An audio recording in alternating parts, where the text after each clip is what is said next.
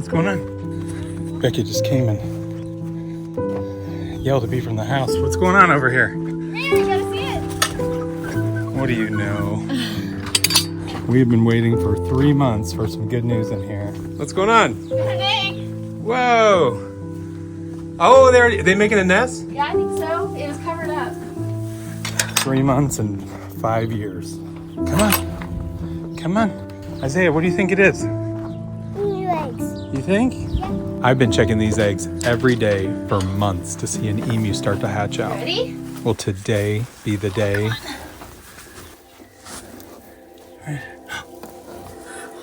3-1. You might have picked off. Oh, right there. 20. That one. That one's 21. It's a white. I think it's a white. Might have a white emu in there.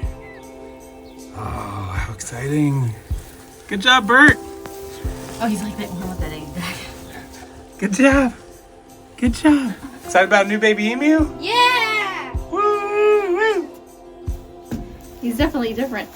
He was up. And I was like, oh, what's going on? Oh, so he's like watching? Or is he trying to give him room? He knew what's going on, I think. Okay. This is what we've been waiting for. One, to see him hatch out an emu, but then also be able to add the other emus in here. We didn't want to distract him by putting them in too soon. Hopefully once these eggs are done, then we can bring the other 2 emus in here. All right, Bert. Get it done.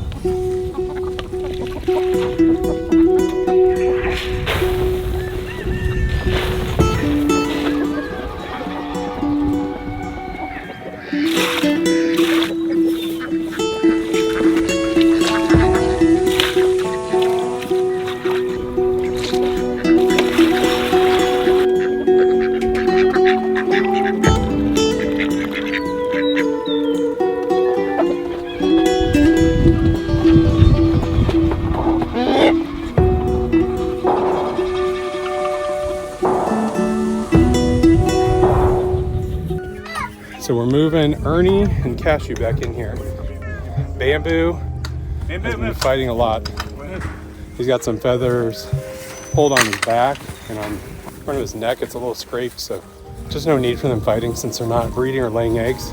Bamboo never really did well in here. He did well at first, he seemed dominant, and then he seemed really passive and everybody was beating him up, and so he stopped eating, so we moved him out. So Bamboo I think we'll keep over in the emu area. And these 2, since they're not breeding, not really necessary to be in there right now, we'll put them back here in the big horse pasture. So we just used Becky's sweatshirt, covered up his head, and walked him in. No, you're coming out. There's Sterling. Here comes Holiday. And then the horses, we've been moving them to different spots in the pasture to give them fresh grass, because their area, even though it's about 5 acres, they stay on top of the grass in there. So we're moving them over here, so they've got plenty to eat. There's our cameraman. Oh no, she got her head out! So lastly, we moved Cashew back into the horse pasture with Ernie. Since she's not laying eggs, she doesn't need to be in this area any longer. Maybe next year, Cashew. All right, we're gonna take this camera in and see if we can see up close.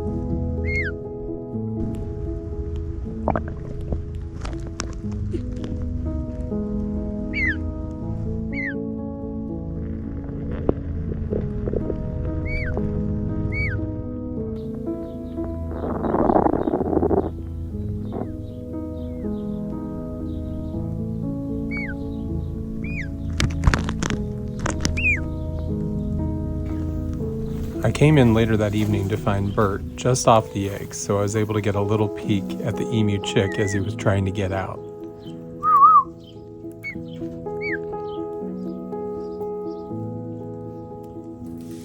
With only small wings, Bert has to use his beak to get the eggs back underneath him.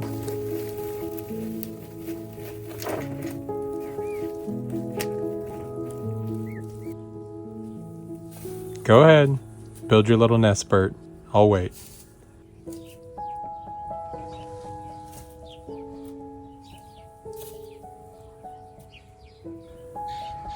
Now hopefully this chick will hatch by the morning and everything will be okay.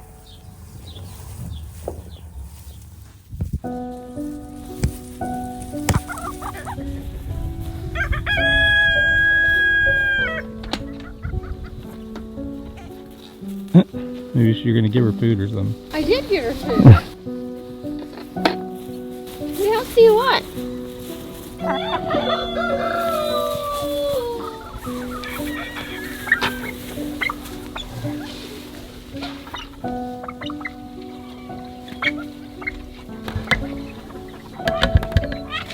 Why wouldn't he peel off? Oh. What are you gonna do today?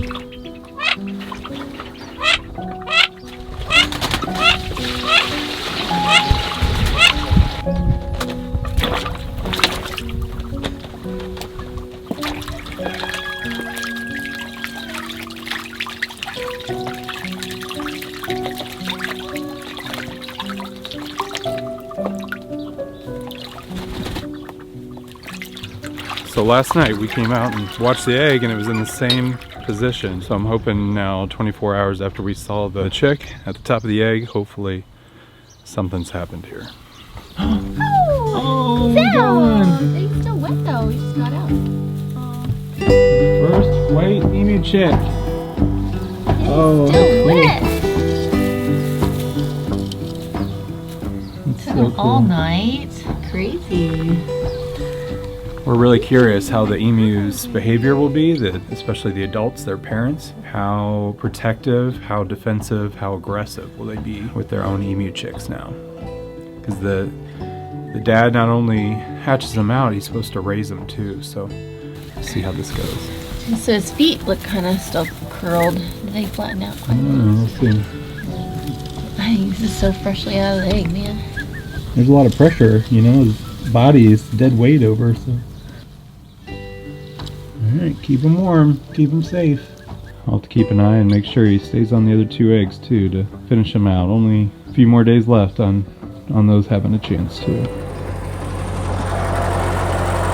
hi! Say hi! We're getting some hay for the cows. We're on the last bale for them, so we'll have to move them around and get some grass after this.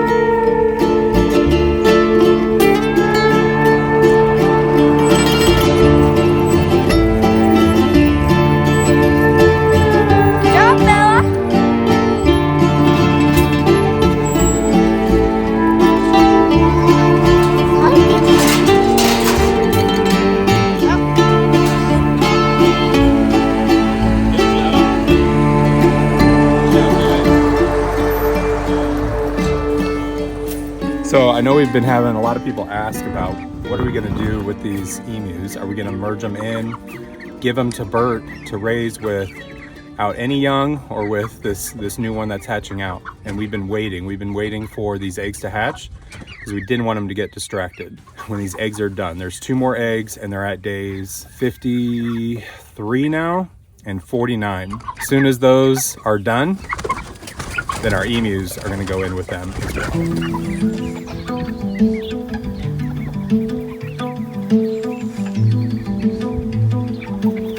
Whoa!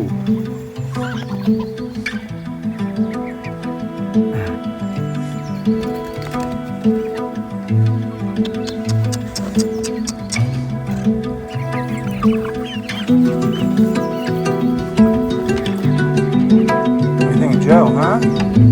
Ready? Look at these breast chickens. They're getting pretty big, and their legs are starting to turn blue, which is super cool. That emu's what, 2 months old?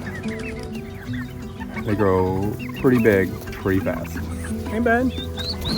So we've got our turkeys over here in this brooder. We hatched them out in our last video, and we've got a couple there, and then we're moving them over into this one. This one's got more vertical space, and they're loving to perch on top of the food and waters and stuff. So I'm gonna go ahead and move them over here so they can jump around on that. It gives them a little more space and then a lot more vertical space. So look at these guys. These guys are probably about 3 weeks old now.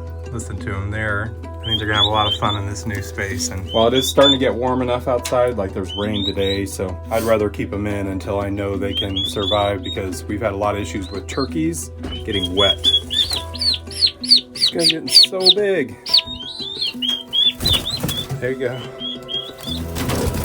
Whoa, whoa, whoa, stay in there. Pretty much moving everybody through that brooder into this brooder, and then we've got our Iam Chamanis out here. Iam Chamanis are getting a couple months old now, and then from there we usually move them inside a coop, and then once they're big enough, then we can open that coop up and let them outside. So that's kind of the transition that we're moving through with most of our birds ever since we started doing that for our peafowl. So this is where I plan to end this video. The emu chick hatches, we celebrate, and everyone goes home happy. But it didn't go as planned. What happened? What happened? I got home late in the evening after the boys' baseball practice and went to check on the chick, only to find it lifeless across the coop from Bert. Oh no. I was definitely in shock. I don't think he's alive. Oh crap. Oh no. Oh no. Oh no. I wasn't able to accept the reality at this point that something happened and that this chick ended up dying. I ran him inside as fast as I could to try to warm him up in the incubator, but it was just too late. What in the world happened out there? Sometimes it's just hard to accept when we can't control every bit of a situation.